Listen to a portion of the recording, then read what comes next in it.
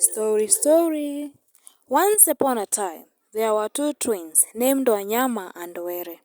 Wanyama was the older twin, and he was always jealous of Were. Wanyama thought that Were was being better than him in every way. Were was more handsome, more popular, and more successful. Wanyama tried to sabotage Were's success at every turn. He would spread rumors about Were. He would try to get him into trouble, and he would even try to hurt him physically. But Were always managed to overcome Wanyama's obstacles. One day, Wanyama decided that he had had enough. He was going to get rid of Were once and for all. Wanyama went to the forest and found a witch doctor. He paid the witch doctor to cast a spell on Were. The witch doctor gave Wanyama a potion. Wanyama was supposed to give the potion to Were, and it would make Were fall asleep and never wake up. Wanyama took the potion home and hid it. The next day, Wanyama saw Were going to the market. Wanyama followed Were and slipped the potion into his drink. Were drank the potion and immediately he fell asleep. Wanyama thought that he had finally gotten rid of Were. He went home and celebrated his victory. But he was wrong. Were did not die. The potion only put him to sleep for a long time.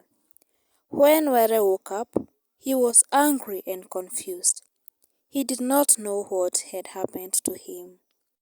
Were went to the witch doctor and demanded to know why he had been put to sleep. The witch doctor told Were that Wanyama had paid him to cast the spell. Were was furious and went home and confronted Wanyama. Wanyama tried to deny it, but Were knew the truth. Wanyama begged Were for forgiveness, but he would not forgive him. Were banished Wanyama from the village. Wanyama was left to wander in the forest alone.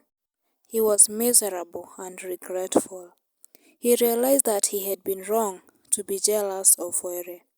He had lost his brother and his home, all because of his own greed and envy. Wanyama eventually found his way back to the village. He begged Were for forgiveness again, and this time Were forgave him. Wanyama and Were were reunited and they lived happily ever after. The moral of the story is that jealous is a destructive emotion. It can lead to bad decisions and bad behavior.